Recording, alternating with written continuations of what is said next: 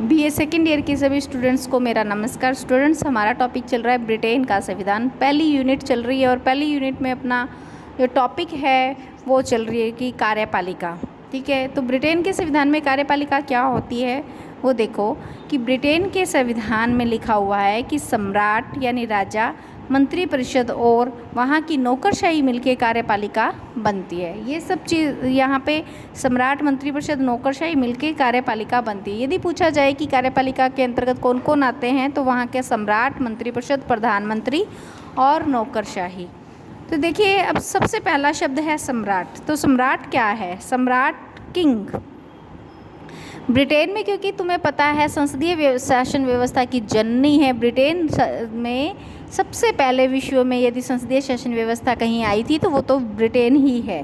Britain में संसदीय शासन व्यवस्था है, इसीलिए देखिए संसदीय शासन व्यवस्था की मुख्य बात ये होती है, वहाँ पे दो प्रकार की कार्यपालिका होती है। एक कार्यपालिका नाम मात्र की होती है और एक कार्यपालिका वास्तविक होती है। तो देखिए, नाम मात्र की जो कार्यपालिका यदि हम वहाँ देखेंगे तो वहाँ पे सम्राट नाम मात्र की कार्यपालिका है और सम्राट जो है वो राज्य का प्रधान है और ना कि सरकार का। तो सरकार का कौन है तो मैं उसके लिए बता देती हूँ, मंत्रिपरिषद है जिसका प्रधानमंत्री होता है, जिसका प्रधानमंत्री होता है, वह वास्तविक प्रधान है। देखिए, संसदीय शासन व्यवस्था की मुख्य विशेष बात यह है कि संसदीय शासन व्यवस्था में कार्यपालिका दो प्रकार की होती है, एक नाम मात्र की, एक वास्तविक। तो यदि हम बात करें सम्राट की तो सम्राट वहाँ के संसदीय शासन व्यवस्था में एक नाम मात्र का प्रधान है और प्रधानमंत्री वहाँ का वास्तविक प्रधान है। तो सरकार का अध्यक्ष यदि पूछे जाए तो कौन है? प्रधानमंत्री। और राज्य का अध्यक्ष पूछा जाए तो सम्राट। इसीलिए ही ऑग ने कहा है ब्रिटेन में मुकुटधारी गणतंत्र है। ठीक है, क्राउन रिपब्लिक है।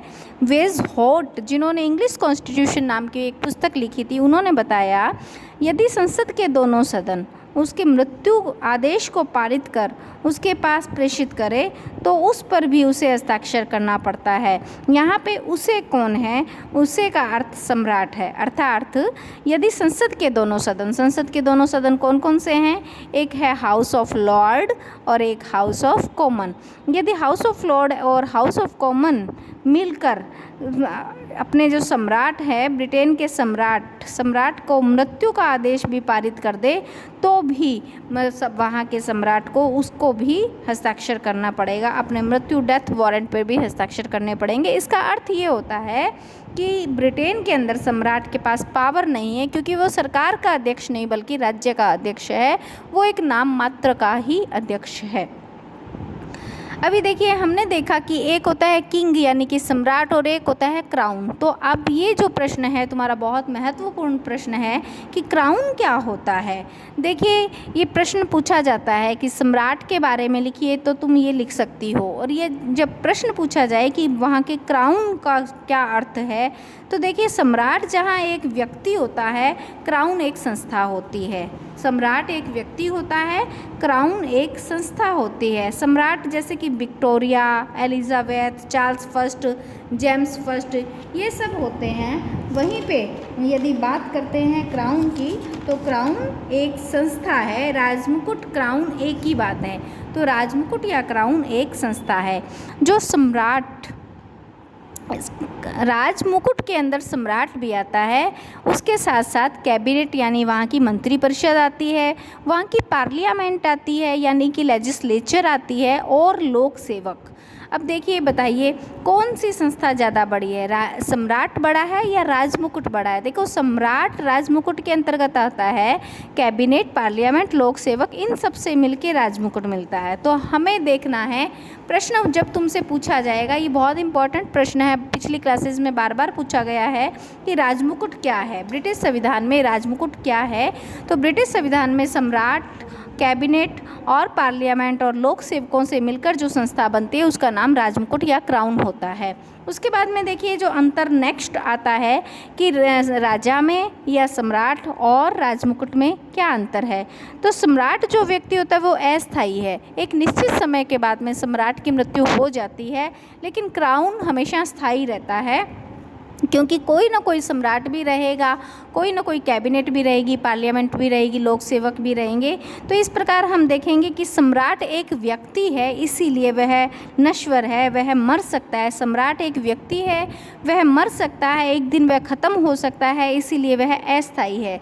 जबकि क्राउन एक स्थायी संस्था है। सम्राट नश्वर है, क्राउन अनश्वर है, क्योंकि वह कभी भी नहीं मरता है।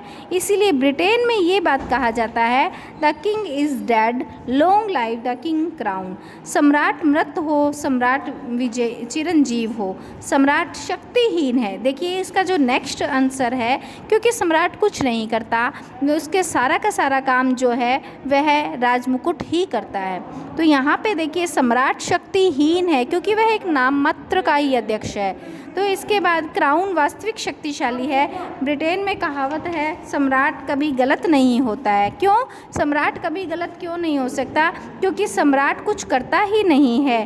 King can do no wrong, क्योंकि वह कुछ नहीं करता। इसका कारण यह है कि वह स्व विवेक से कुछ करता नहीं है। वह जो भी कार्य करता है, वह जो कार्य करता है वह कैबिनेट से परामर्श से करता है। अतः कैबिनेट ही गलती कर सकती है, सम्राट कोई भी गलती नहीं करता है। देखिए सम्राट के बारे में ये कहा जाता है, सम्राट स्वर्णिम शून्य है, वह रबड़ की मोहर है। रबड़ की मोहर का अर्थ है सम्राट केवल नाम मात्र का है। सम्राट केवल राज्य का नहीं, सरकार राज्य का अध्यक्ष है, सरकार का अध्यक्ष नहीं है। सम्राट राज्य तो करता है, शासन नहीं करता, क्योंकि शासन कौन करता है? शासन प्रधानमंत्री करता है। इसीलिए शासनाध्यक्ष की बात चले तो प्रधानमंत्री है, राज्याध्यक्ष की बात चले तो यहाँ पे सम्राट का नाम आ जाएगा।